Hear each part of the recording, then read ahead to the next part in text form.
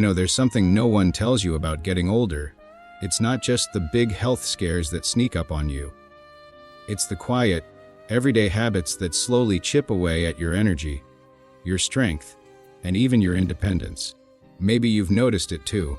Little things, like feeling a bit more tired than usual, or finding it harder to keep up with the grandkids like you used to.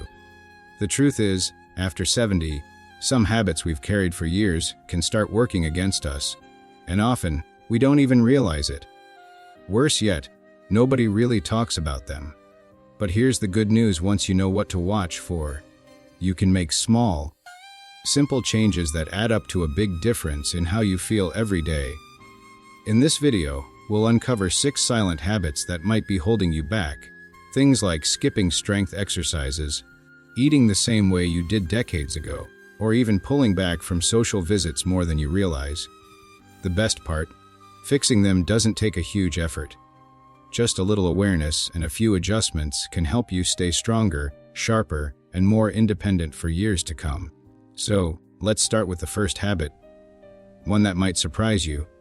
You might not think much about it when you choose the elevator over the stairs, or when you avoid lifting something a little heavier than usual. After all, why push yourself, right? But here's the thing. After 70, our muscles start fading faster than we realize. It's called sarcopenia, and it's one of the biggest reasons people lose strength, struggle with balance, and even risk dangerous falls. Now, I get it.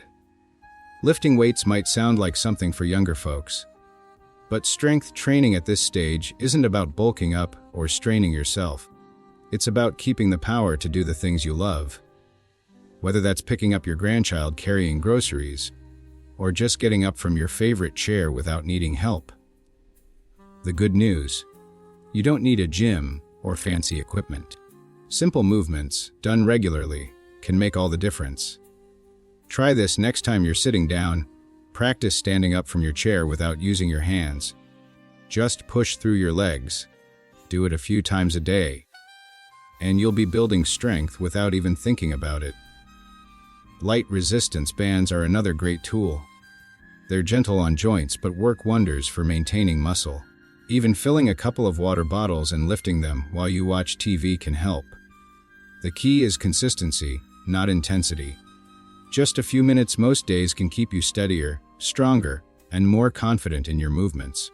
And that means staying independent and active for years to come. Now let's talk about another habit that might be affecting you more than you realize.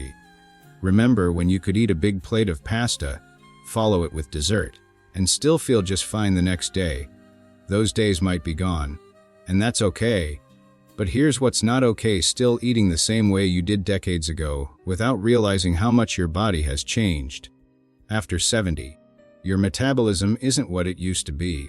Your body processes food differently now, and if you're still serving yourself the same portions or relying on quick, processed meals, you might notice unwanted weight gain, sluggish energy, or even blood sugar spikes that leave you feeling drained.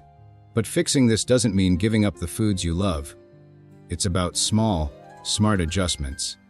Instead of a huge dinner plate piled high, try using a smaller plate and filling half of it with veggies. They're packed with fiber to keep you full and nutrients to keep you energized.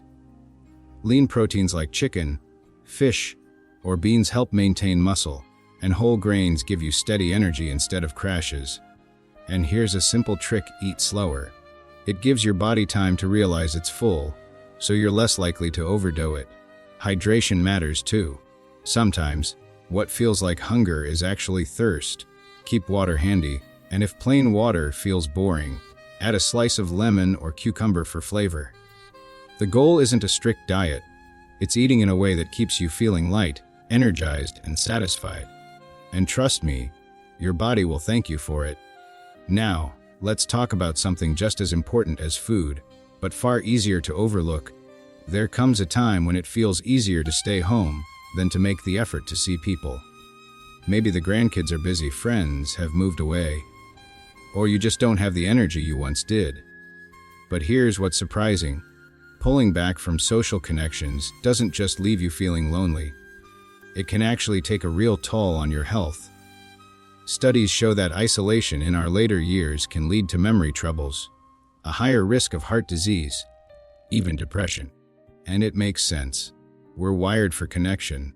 A quick chat with a neighbor, a phone call with an old friend, even waving to the mail carrier can give your mood and mind a little boost.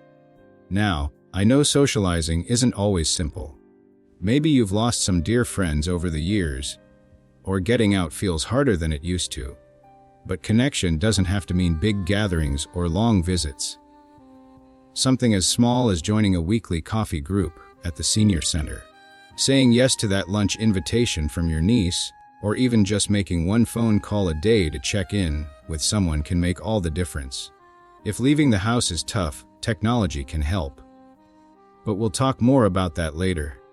For now, just remember this: every little bit of connection counts.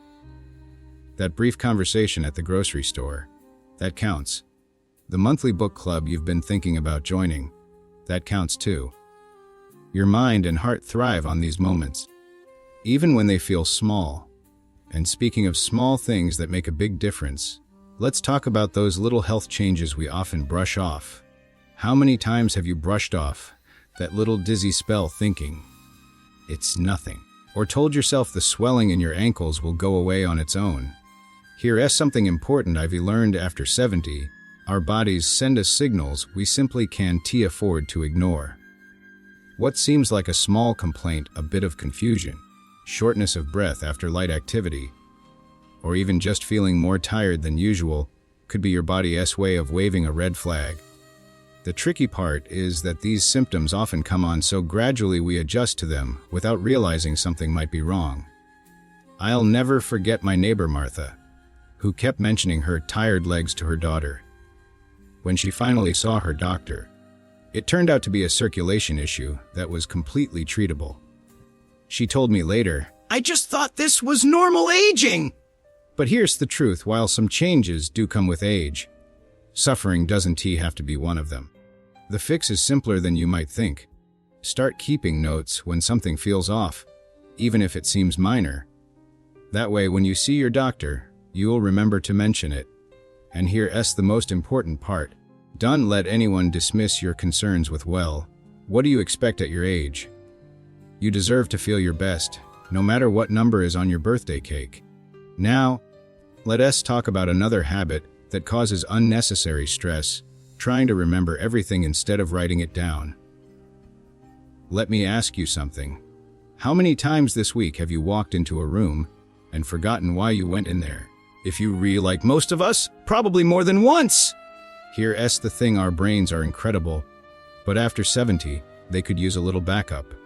And there's no shame in that. I used to pride myself on remembering everything: appointments, medications, even birthdays. But then I missed my granddaughter's recital because it slipped my mind, and that's when I realized memory isn't about being sharp or forgetful. It's about being human. Our brains weren't meant to store every little detail, especially as we get older. The solution: give your memory a helping hand. A simple pill organizer can prevent missed medications. A large wall calendar by the phone makes appointments impossible to overlook. And if you're comfortable with technology, even basic phone reminders can be a game changer. My friend Aid sets his tablet to chime when it's time for his afternoon walk. He says it's like having a friendly assistant. The beauty is, once you start writing things down, you all feel a weight lift off your shoulders. No more lying awake worrying if you forgot something. No more that nagging feeling of what was I supposed to do today. Just peace of mind knowing everything is accounted for. Now, I know some of you might be thinking, but technology is so complicated. Well, let us talk about that next. I completely understand why you might feel that technology isn't for you. Those tiny buttons, confusing menus, and constant updates can feel more frustrating than helpful. But here's what changed my mind. When my 82-year-old sister learned a video call, she suddenly got to watch her great-granddaughter take her first steps 500 miles away. That's when I realized technology isn't about gadgets. It's about connection. You don't need to become a computer expert to benefit. Start with one simple thing that could make your life better.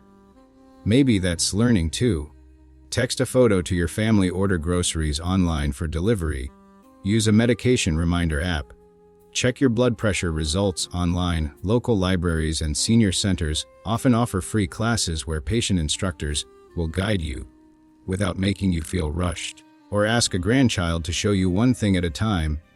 Most young people love feeling helpful. Remember, every tech-savvy person started where you are now. What matters isn't mastering everything, but finding a few tools that work for you. Because in today's world, a little technology can go a long way in keeping you independent, safe, and connected to what matters most. A closing transition with uplifting tone. Each of these 6 habits we've talked about today share one beautiful truth. Small changes can make big differences. Whether it's lifting a water bottle to stay strong, writing down appointments to stay organized, or learning to text to stay connected, every positive choice adds up to more energy, more independence, and more joy in your days ahead. As we've talked about these 6 habits today, there's one important thing I want you to remember. None of this is about turning back the clock. It's about making the most of the years ahead. Maybe you're thinking, but where do I even start? Here's my advice: pick just one small thing that resonated with you. Maybe it's doing chair stands during TV commercials, switching to smaller plates at dinner, or calling an old friend this week. Progress doesn't happen overnight. It happens in those little, everyday choices that slowly add up. And if you ever feel discouraged, think of my friend Walter. At 78, he started using resistance bands for just 10 minutes a day. Within months, he could lift his grandson again, something he thought he'd never do. Or Ruth, who finally let her granddaughter teach her to video call, and now has weekly tea dates with her sister in another state. Small steps lead to big victories. You've already taken the first step just by watching this.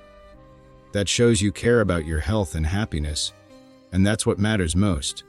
So be patient with yourself, celebrate the small wins, and remember, every positive change, no matter how minor it seems, is a gift to your future self. Here's to your strength, your joy, and all the good years still ahead. Now, I'd love to hear from you.